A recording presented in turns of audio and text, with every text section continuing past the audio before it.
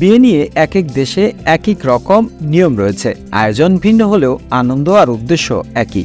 দুজন ছেলে মেয়েকে সামাজিকভাবে একসঙ্গে থাকার স্বীকৃতি দেয়া, সেই সঙ্গে পরিবারের বন্ধু আত্মীয় স্বজনরা এই উপলক্ষে মেতে ওঠেন আনন্দে।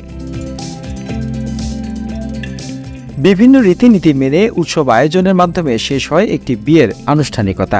এই রীতিনীতি এবং এই আয়োজনে দেশ, অঞ্চল বা জাতিভেদে ভিন্ন হতে পারে। যেমন আমাদের দেশে বিয়ে মানেই হচ্ছে গায়ে হলুদ, বিয়ে এবং বৌভাত। এছাড়া এখন অনেকে প্রি ওয়েডিং আয়োজন করেন। মেহেদি সন্ধ্যা ছাড়াও পরিবারের কিংবা বন্ধুদের নিয়ে বেশ কয়েকটি উৎসব করেন।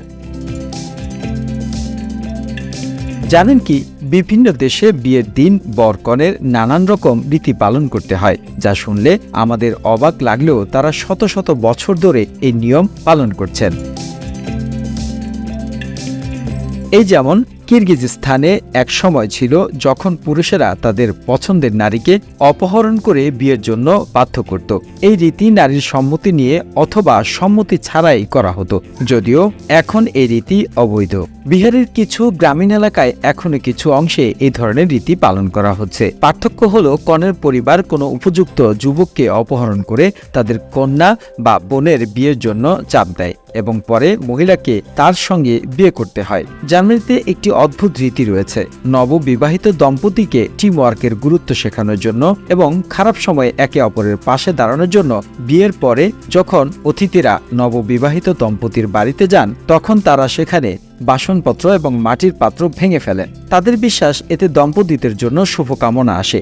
আসলে যখন অতিথিরা চলে যায় তখন দম্পতি একসঙ্গে বাড়ির পরিষ্কার পরিচ্ছন্নতা করেন, যা টিম ওয়ার্কের প্রতীক। অস্ট্রেলিয়ায় নববিবাহিত দম্পতিকে একটি কাঠের লাঠিকে অর্ধেক করে কাটতে হয়। এই রীতি সাধারণত বিয়ের রিসেপশনে করা হয়। এর উদ্দেশ্য হলো দম্পতিকে শেখানো যে বিয়েতে টিম ওয়ার্ক গুরুত্বপূর্ণ এবং কিভাবে তারা মিলিত হয়ে চ্যালেঞ্জগুলো মোকাবেলা করতে পারে।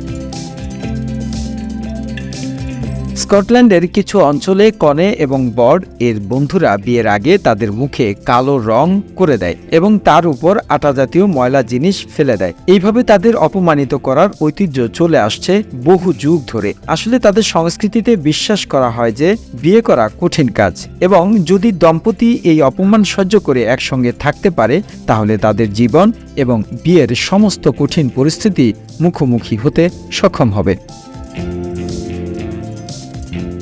The news Bangladesh desk report.